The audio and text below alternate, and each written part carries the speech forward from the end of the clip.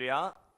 오늘은 본문의 말씀을 통해서 내 모든 길에서 완전하더니 라는 제목으로 하나님의 말씀 증거하도록 하겠습니다. 자, 에스겔 26장부터 28장까지의 말씀은 두로의 심판에 관한 말씀이라고 했습니다. 그 중에서도 28장은 두로의 지도자, 두로의 왕에 대한 심판의 메시지를 담고 있습니다. 자, 어제 말씀드렸던 것처럼 두로는 굉장히 아름다운 도시였습니다. 지중해라는 아름다운 풍광을 끼고 있을 뿐만 아니라 해상 무역의 중심지로 경제적 번영을 바탕으로 최고의 목재로 아름다운 도시를 건설했습니다. 또 성 안의 지혜자들을 모을 뿐만 아니라 성 밖의 지혜자들을 모아 빈틈없이 성을 관리했고, 곳곳에서 수많은 용병들을 불러들여 강력한 군대를 세웠습니다. 이러한 두로에는 세계 곳곳에서 상인들이 몰려들었으며 그들은 세상 진귀한 것들을 두로로 가져왔습니다. 두로는 그야말로 부족할 것이 없는 것이 없는 만물상이요, 오늘 성경의 표현을 빌면 에덴 동산과 같은 곳이었습니다. 자, 그런데 두로가 이처럼 큰 번영을 누릴 수 있었던 이유가 무엇입니까? 자, 15절에 보니까 내가 지음을 받던 날로부터 내 모든 길에 완전하더니 라고 말씀합니다. 자, 두로 왕이 태어나던 날부터 그 모든 길에 하나님 보시기에 완전한 길을 걸었다는 것입니다. 비록 하나님을 알지 못하는 이방 왕이었지만 그가 의를 행하며 하나님 보시기에 바른 길을 걸어갔다는 거죠. 여러분, 세상의 역사를 주관하시는 이는 하나님이십니다.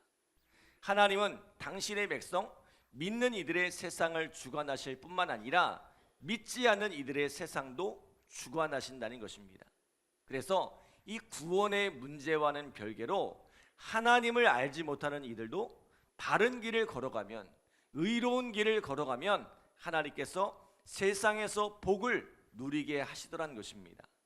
자, 오늘 그러한 복을 누렸던 이가 바로 두로 왕이었다는 거예요. 자, 그런데 그가 번성할 때 어떻게 되었어요? 우리 15절 다시 한번 읽어볼까요? 15절 시작. 내가 지음을 받던 날로부터 내 모든 길에서 완전하더니 마침내 내게서 불의가 드러났도다. 아멘. 자, 그가 완전한 길에 걸어가매 하나님께서 그를 축복하여 높여주셨거늘 그가 높아졌을 때에 그의 마음이 변질되더란 것입니다. 자, 어떻게 변질되었어요? 우리 2절로 5절 말씀 함께 읽겠습니다. 2절로 5절 시작. 인자야, 너는 두로 왕에게 이르기를 주 여호와께서 이같이 말씀하시되 내 마음이 교만하여 말하기를 나는 신이라 내가 하나님의 자리 곧 바다 가운데에 앉아 있다 하도다. 내 마음이 하나님의 마음 같은 채할지라도 너는 사람이요 신이 아니거늘 내가 다니엘보다 지혜로워서 은밀한 것을 깨닫지 못할 것이 없다 하고 내 지혜와 총명으로 재물을 얻었으며 금과 은을 곳간에 저축하였으며 내 큰 지혜와 내 무역으로 재물을 더하고 그 재물로 말미암아 내 마음이 교만하였도다. 아멘. 자, 두로 왕은 솔로몬의 전성기를 떠오르게 할 만큼 큰 번영을 누렸습니다. 그는 다니엘에게 비견될 만큼 뛰어난 지혜를 가졌으며 그 지혜와 총명으로 큰 재물을 얻었습니다. 그러나 두로 왕은 그가 가진 지혜와 부로 인해서 그 마음이 교만해졌습니다. 심지어 자신을 하나님과 같이 여기며 자신을 신과 같이 떠받들게 했습니다. 사실 이 지혜는 누구로부터 온 거예요? 하나님으로부터 온 것입니다. 솔로몬이 받았던 지혜도, 다니엘이 받았던 지혜도, 그리고 오늘 두로 왕이 받았던 지혜도 하나님으로부터 온 것입니다. 다니엘 2장 20절로 21절에 보면 이런 말씀이 있죠. 다니엘이 말하여 이르되 영원부터 영원까지 하나님의 이름을 찬송할 것은 지혜와 능력이 그에게 있음이로다. 그는 때와 계절을 바꾸시며 왕들을 패하시고 왕들을 세우시며 지혜자에게 지혜를 주시고 총명한 자에게 지식을 주시는도다. 자, 하나님은 당신의 지혜로 세상 모든 만물을 지으시고 그 모든 질서를 부여하신 분입니다. 계절의 변화를 주장하실 뿐만 아니라 역사의 변화, 나라의 흥망성쇠를 결정하시는 분이 하나님이세요. 그러므로 세상의 모든 지혜와 지식이 그분으로 말미암고 또 그 지혜와 지식을 지혜로운 자들에게, 총명한 자들에게 나누어 주시는 분도 하나님이십니다. 모든 지혜와 지식은 자기에게서 나오는 것이 아니라 하나님에게서 오는 것입니다. 그러므로 최고의 지혜와 지식은 무엇입니까? 그 지혜와 지식을 주관하시는, 그 지혜와 지식을 나누어 주시는 하나님을 경외하는 것입니다. 잠언 1장 7절에 보면 여호와를 경외하는 것이 지식의 근본이오늘 미련한 자는 지혜와 훈계를 멸시하느니라 라고 말씀하죠. 지혜와 지식의 원천이신 하나님을 경외할 때에 우리는 하나님이 주시는 그 지혜와 지식을 온전히 누릴 수 있습니다. 안타깝게도 두로 왕은 하나님께서 주시는 지혜를 누리고 그 지혜로 막대한 부와 권세를 얻었지만 그것으로 하나님을 경외함에 이르지 못하고 그 마음이 교만하여 스스로를 신으로 여겼다는 거예요. 이에 하나님께서 어떻게 하신대요? 우리 6절로 9절 말씀 함께 읽겠습니다. 6절로 9절 시작. 그러므로 주 여호와께서 이같이 말씀하셨느니라. 내 마음이 하나님의 마음 같은 채 하였으니 그런즉 내가 이방인 곧 여러 나라의 강포한 자를 거느리고 와서 너를 치리니 그들이 칼을 빼어 내 지혜의 아름다운 것을 치며 내 영화를 더럽히며 또 너를 구덩이에 빠뜨려서 너를 바다 가운데서 죽임을 당한 자의 죽음같이 바다 가운데에서 죽게 할지라. 내가 너를 죽이는 자 앞에서도 내가 하나님이라고 말하겠느냐? 너를 치는 자들 앞에서 사람일 뿐이요 신이 아니라. 큰 지혜와 부 그리고 권세를 가지고 스스로 신이라도 된 것처럼 하나님이라도 된 것처럼 행동하지만 그들도 죽음 앞에서는 평범한 한 인간에 불과하더란 것입니다. 하나님께서 그보다 더 지혜로운 자를, 더 힘 있는 자를 세우시니 그 앞에서 그는 아무런 힘도 쓰지 못하더란 거죠. 사람이 아무리 지혜로워도 사람일 뿐입니다. 사람이 아무리 재산이 많고 큰 권력을 쥐고 있을지라도 그저 사람일 뿐입니다. 때로 우리의 지혜와 지식이 커지면, 부와 권세가 많아지면 착각을 합니다. 내가 하나님 같을 수 있다고, 내가 무엇이든지 다 할 수 있다고 생각합니다. 그러나 우리가 가진 것이 아무리 많을지라도 결국 우리는 흙으로 돌아가는 한 사람에 불과하다는 것입니다. 하나님께서 후 불어버리시면 날아가는 존재라는 거죠. 그러므로 잠언 26장 12절에 보면 또 이런 말씀이 있습니다. 내가 스스로 지혜롭게 여기는 자를 보느냐? 그보다 미련한 자에게 오히려 희망이 있느니라. 자, 무슨 말씀이에요? 스스로 지혜롭다 생각하는 사람에게는 패망이 기다리고 있을 뿐입니다.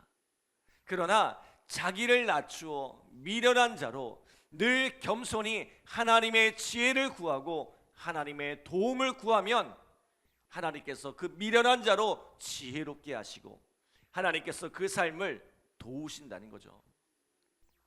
사랑하는 여러분, 마음을 높이지 말고 늘 겸손하시기 바랍니다.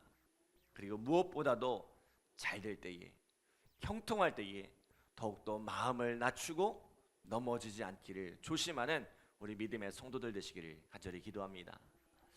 자, 오늘 두로 왕의 실패는 이 잘 될 때에, 형통할 때에 그 마음이 교만해졌기 때문입니다.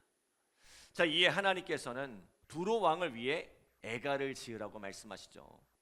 자, 우리 12절 13절 말씀 함께 읽겠습니다. 12절 13절 시작. 인자야, 두로 왕을 위하여 슬픈 노래를 지어 그에게 이르기를 주 여호와의 말씀에 너는 완전한 도장이었고 지혜가 충족하며 온전히 아름다웠도다. 내가 옛적에 하나님의 동산 에덴에 있어서 각종 보석 곧 홍보석과 황보석과 금강석과 황옥과 홍만호와 창옥과 청보석과 남보석과 홍옥과 황금으로 단장하였으며 내가 지음받던 날에 너를 위하여 소고와 비파가 준비되었도다. 아멘. 자, 두로는 완전한 도장, 이 완전함의 본보기가 되었다고 합니다. 그는 지혜로웠고 그 지혜를 바탕으로 모든 것이 부족함 없는 삶을 이루었다는 거예요. 그래서 마치 이 두로의 모습이 무엇과 같대요? 마치 그 모습이 하나님의 동산 에덴 동산과 같았다고 합니다. 하나님께서 아담과 하와에게 허락하셨던 그 모든 것에 부족함이 없는 세상, 에덴 동산만큼이나 풍성하고 아름다운 곳이 두로였다는 거죠. 그러나 아담과 하와가 범죄하여 쫓겨났던 것처럼 두로 왕도 그렇게 죄를 짓고 쫓겨나리라는 것입니다. 우리 16절 17절 이어서 읽어볼까요? 16절 17절 시작. 내 무역이 많으므로 내 가운데 강포가 가득하여 내가 범죄하였도다. 너 지키는 구루바, 그러므로 내가 너를 더럽게 여겨 하나님의 산에서 쫓아내고 불타는 돌들 사이에서 멸하였도다. 내가 아름다움으로 마음이 교만하였으며 내가 영화로움으로 내 지혜를 더럽혔으며 내가 너를 땅에 던져 왕들 앞에 두어 그들의 구경거리가 되게 하였도다. 아멘. 아담과 하와가 선악과를 따먹었던 이유가 무엇입니까? 이 선악과를 따먹고 하나님과 같이 되고자 했기 때문입니다. 하나님께서 주신 그 모든 것에 만족하지 못하고 하나님과 같이 되고자 했기 때문입니다. 결국 그 마음의 틈탄 죄악으로 인해, 그 마음의 교만으로 인해 아담과 하와는 그들이 가진 그 모든 것을 다 잃어버리고 에덴 동산에서 쫓겨나게 되었습니다. 자, 오늘 두로 왕도 마찬가지입니다. 그 행위의 완전함으로 인해 하나님께서 그를 축복하셨습니다. 지혜도 주시고 부와 권세도 주셨습니다. 그가 다스리는 땅을 마치 에덴 동산과 같이 풍성하게 하셨습니다. 그가 많은 것을 누리게 되자 그는 마음이 변질되고 말았습니다. 그리고 그 완전했던 삶은 강포와 범죄로 가득 채워졌습니다. 때문에 하나님께서 이 두로 왕에게 허락하셨던 그 모든 것을 거두시겠다고 말씀하는 거예요. 잠언 4장 23절에 보면 이런 말씀이 있죠. 모든 지킬 만한 것 중에 더욱 내 마음을 지키라. 생명의 근원이 이에서 남이니라. 인생을 살면서 가장 중요한 것은 그 마음을 변치 않는 것입니다. 하나님께서 축복하셨던 그 마음을 끝까지 지켜가는 것입니다. 힘든 순간에도, 고통스러운 순간에도, 또 잘 될 때에도, 형통할 때에도 그 마음을 변치 않는 것입니다. 사랑하는 여러분, 오늘 우리는 그 마음을 잘 지켜내고 있습니까? 오늘 우리의 마음이 늘 하나님 앞에 겸손하여 신실한 마음으로 그 마음을 지켜가기를 간절히 기도합니다. 기도하겠습니다. 하나님 감사합니다. 오늘 우리에게 귀한 말씀 주시고 또 말씀으로 우리의 삶을 돌아볼 수 있도록 인도하여 주심에 감사드립니다. 하나님, 두로 왕이 그 마음의 완전함으로 인하여 하나님의 축복을 누리고 하나님께서 주신 지혜와 하나님께서 주신 부와 권세를 누렸지만 그것으로 인하여 마음이 변하고 그것으로 인하여 마음이 교만하여지고 스스로를 신이라 여기며 하나님을 떠났던 것처럼 혹시 오늘 우리의 마음이 하나님 앞에서 그렇게 변질되고 있진 않은지 우리의 마음을 돌아보게 하여 주옵소서. 늘 우리의 마음이 겸손하게 하여 주셔서 그 하나님을 구하고 하나님께 지혜를 구하고 하나님께 도움을 구하는 복된 삶이 되어질 수 있도록 주님 역사하여 주시옵소서. 우리가 날마다 그 하나님 주시는 풍성함 안에 거하게 하시고 날마다 하나님으로 만족하는 우리의 삶이 되어질 수 있도록 주님 인도하여 주시옵소서. 오늘 이 새벽에도 간절한 마음으로 기도한 우리 성도들 주님께서 응답하여 주시고 또 열매 맺게 하여 주시옵소서. 감사드리며 예수님의 이름으로 기도드립니다. 아멘.